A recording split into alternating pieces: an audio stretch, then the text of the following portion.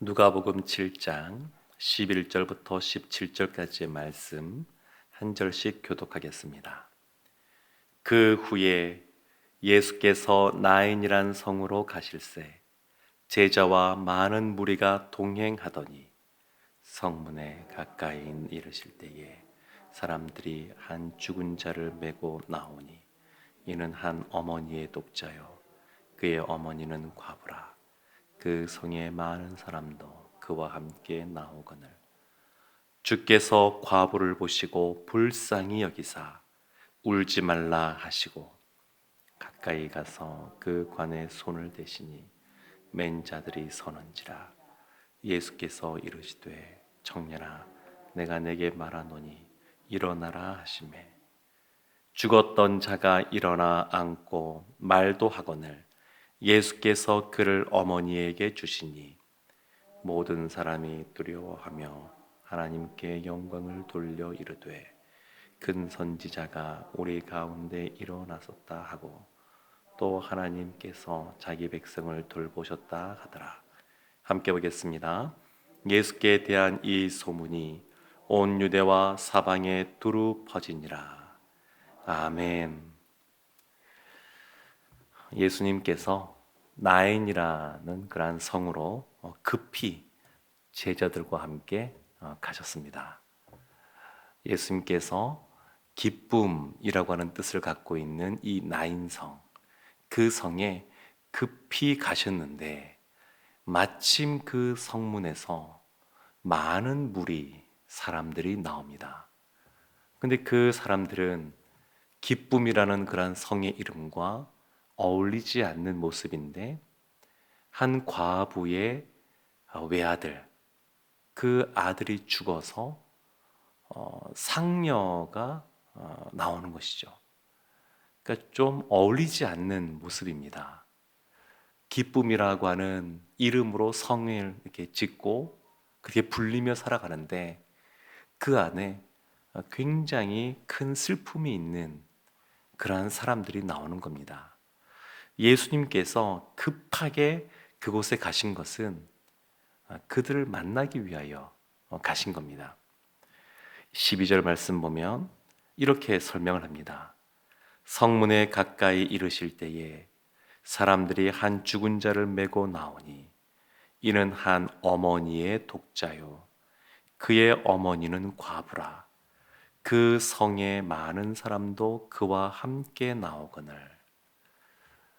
오늘 본문의 말씀을 쭉 읽어보면 그의 아들에 대해서는 별로 초점을 맞추고 있지 않고 그 어머니에 대해서만 집중적으로 다루고 있는 것을 볼 수 있습니다. 그런데 그 어머니가 어떤 사람인지 한 단어로 설명을 하는데 과부 이렇게 설명합니다. 그러니까 오늘날과 다르게 이때는 과부로 사는 것이 너무 어렵고 힘든 상황이었고 그리고 그 과부인 이 여인이 홀로 아들을 키워서 청년이 되었는데 그 아들이 지금 죽게 된 겁니다. 죽은 겁니다. 그러니까 이 여인의 슬픔이라고 하는 것은, 안타까움이라고 하는 것은 이루 말할 수가 없습니다.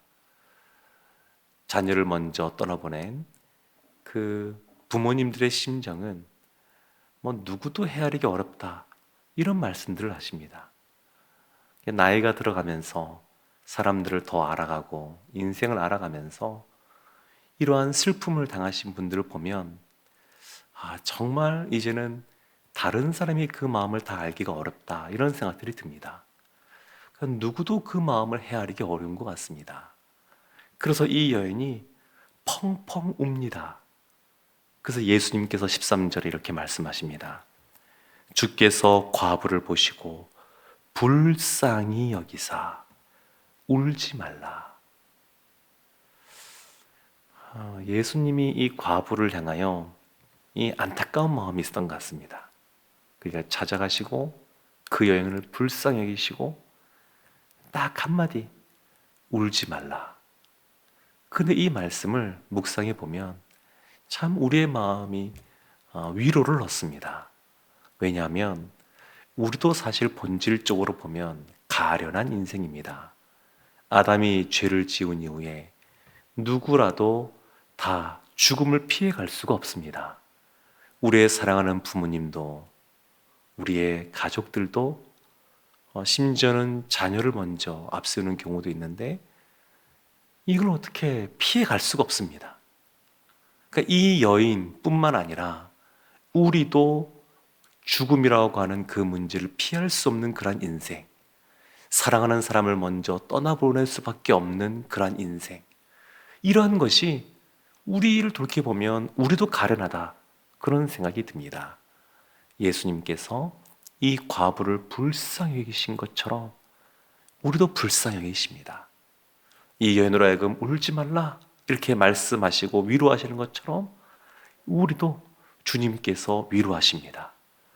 성경은 보면 예수님께서 이 땅에 육체를 입고 오셔서 모든 질고를 지시고 먼저 십자가를 지셨기 때문에 우리의 인생의 어려움, 아픔, 힘듦을 이미 아신다, 그렇게 말씀하십니다. 주님께서 아십니다. 사랑하는 사람을 먼저 떠나보낸 것, 이 땅에서 우리가 어려운 일을 겪는 것, 그것이 얼마나 힘든 것인지 주님께서 이미 경험적으로도 다 알고 계십니다. 그리고 그 주님이 이 여인을 위로하십니다.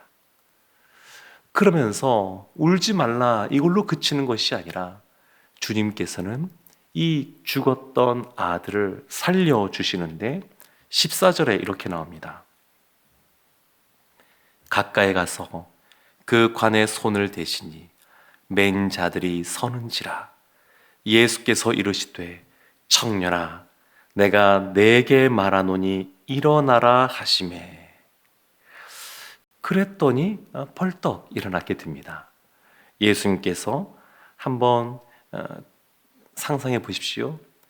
이 기쁨이라는 성에, 그런 나인 성에 사람들이 나오고 이쪽도 예수님과 제자들이 나가고, 그리고 그 옆에 여인은 펑펑 그냥 오열을 하면서 울고 있고, 예수님께서 그곳에 가셔서 그 여인을 향하여 울지 말라 말씀하신 이후에 관에 손을 대시고 일어나라 한 말씀하신 겁니다. 그랬더니 그 청년이 깨어납니다.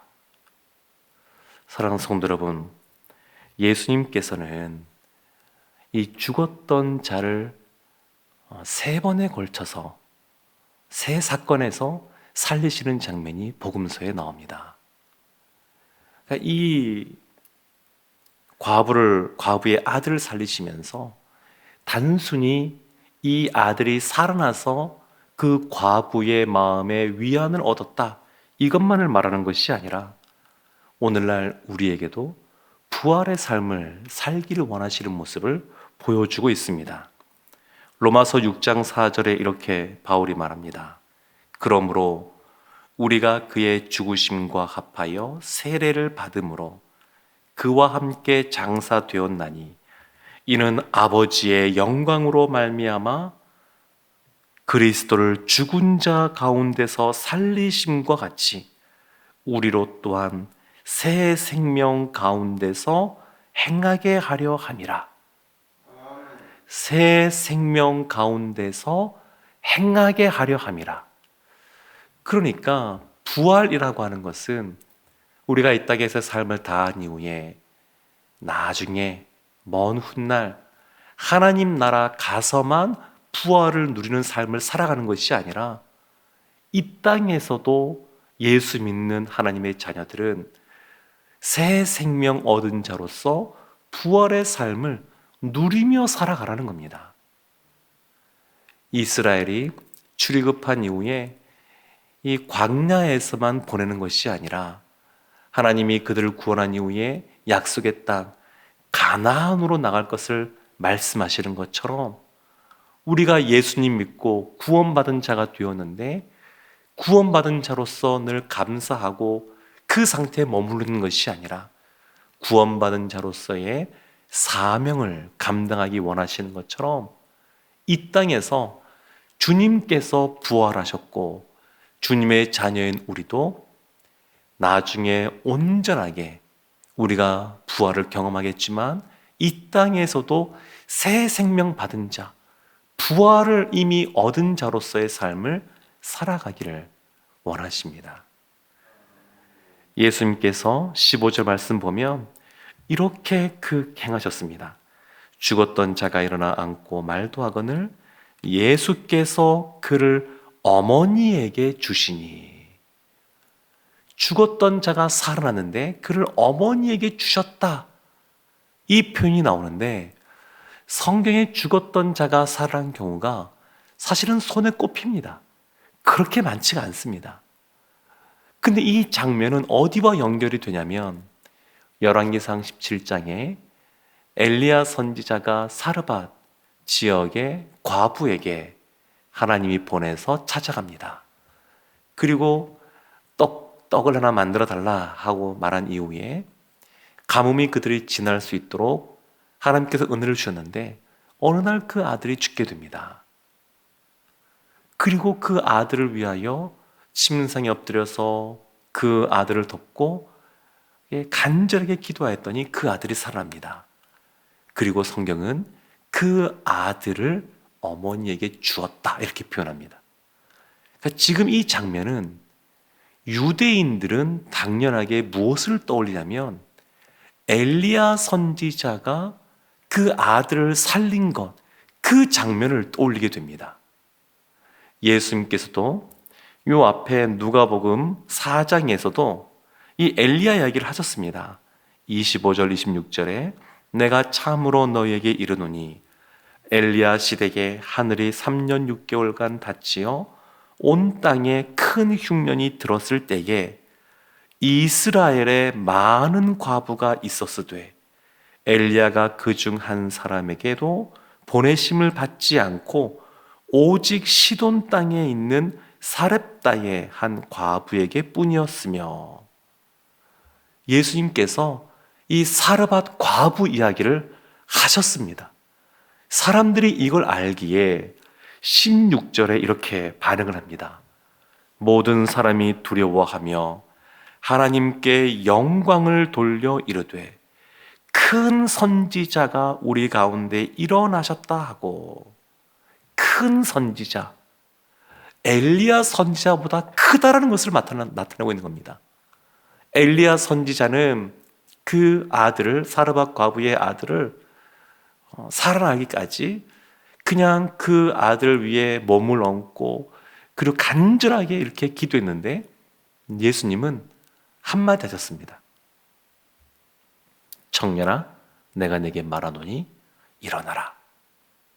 그래서 예수님의 그 크심, 위대하심, 그것을 이 사건을 통해서도 알 수가 있습니다.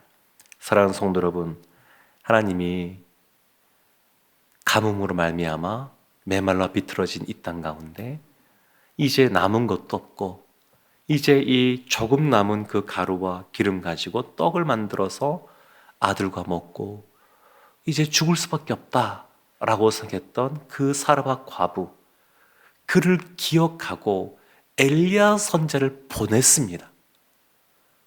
그리고 그를 통하여 살게 하시고 그리고 부활을 경험하게 하셨습니다.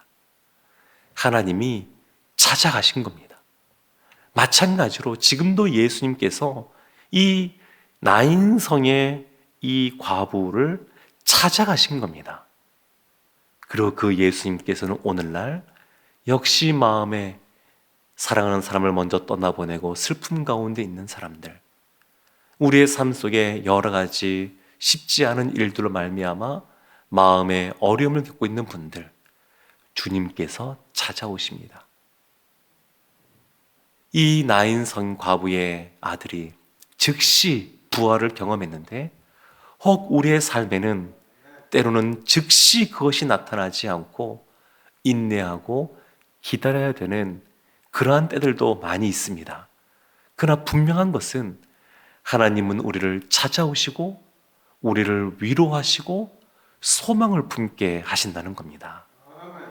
오늘 이 말씀을 통하여 찾아와서 위로하였던 엘리야 선지자의 모습, 엘리야보다 더 크신 예수님께서 찾아오셔서 위로하시고 살려주시는 것처럼 우리들을 하나님이 불쌍히 여기사 죽음에서 건져주신 것처럼 우리의 삶 속에 있는 어떠한 어려움이든 하나님이 해결해 주시고 또 우리의 마음을 위로해 주시고 격려해 주시는 은혜가 오늘도 흘러넘치기를 주님의 이름으로 축원합니다.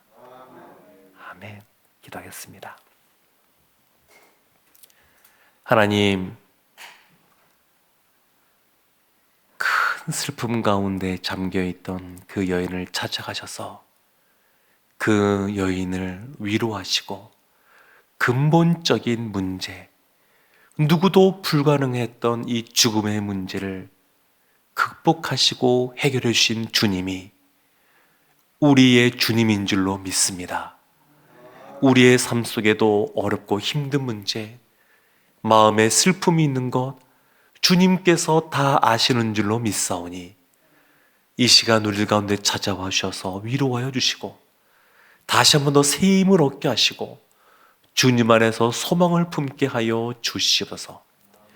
우리를 누구보다 사랑하시는 예수님의 이름으로 기도합니다. 아멘.